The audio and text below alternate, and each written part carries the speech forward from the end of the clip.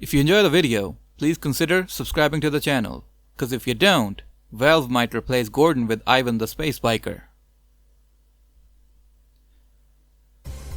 Today, we look at an engine which became Gold Source, the engine that powered Half-Life 1.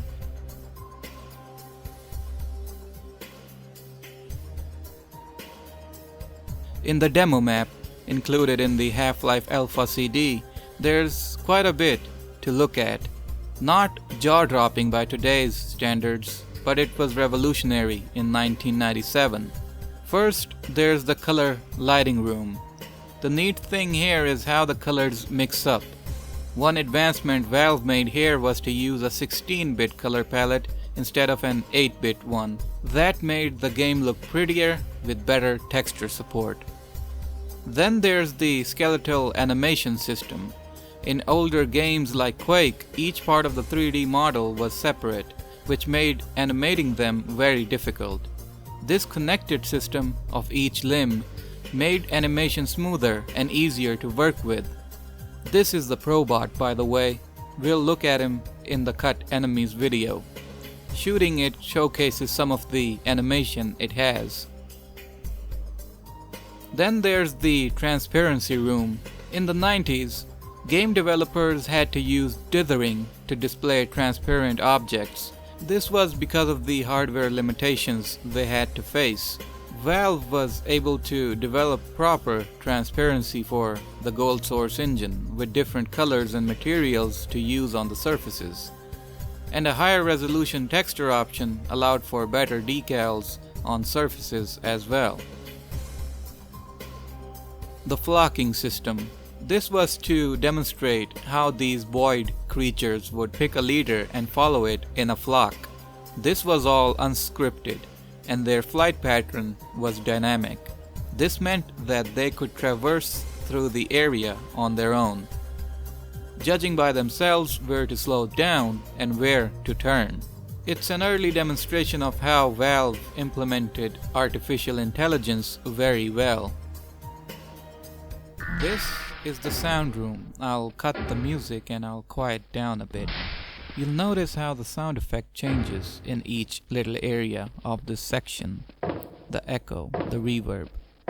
Wet areas will dampen the sound. Wide ones will amplify it.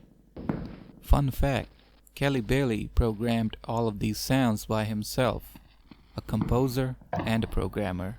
And he did it himself in 1997. What a great man.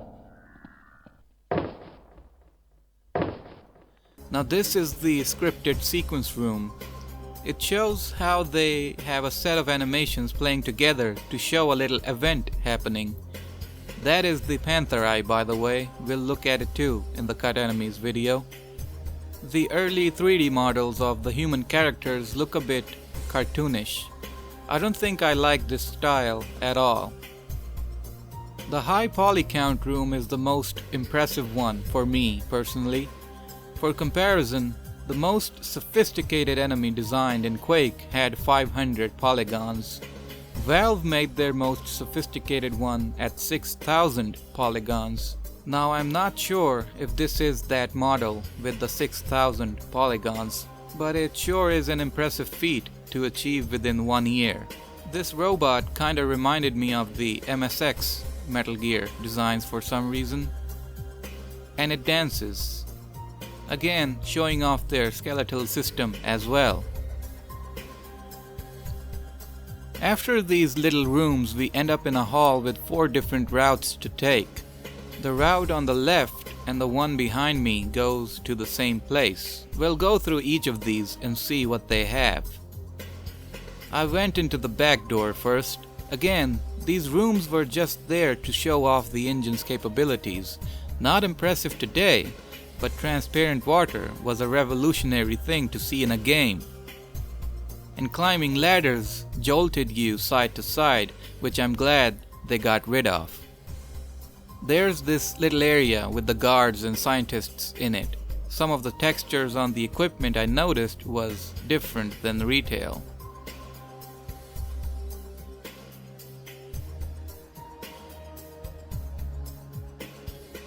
After this, I was back at the hall again. This time I went straight ahead.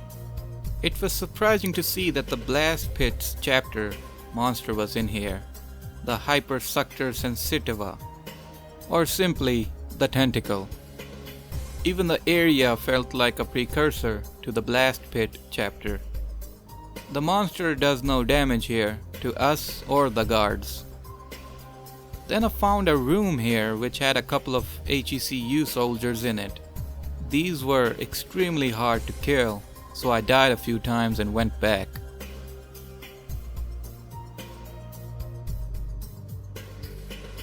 Back in the hall, we go into the path on the right. It's basically a 3D model gallery. The Hecu Soldier, or the human sergeant, used a minigun and was slated to be a mini-boss within the game. Unfortunately, he was cut. Shooting at these models plays some of the animations they have.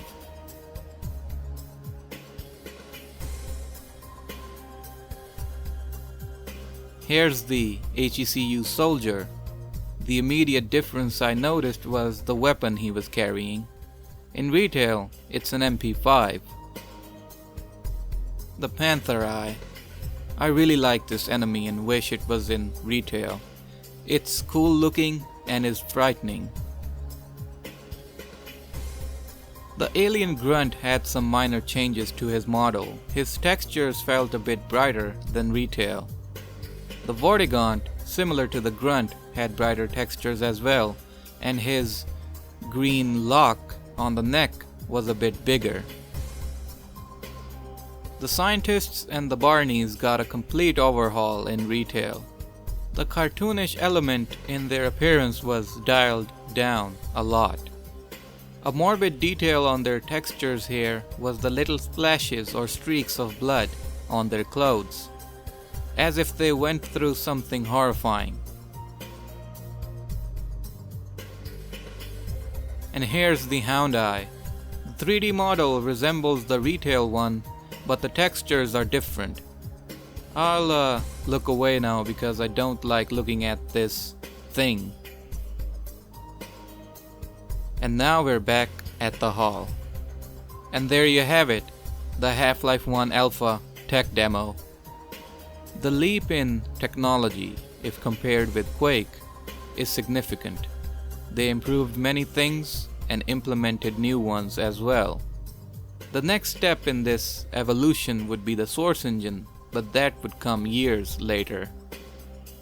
So if you have any fun facts to share about the alpha, share them down below. And thank you for watching.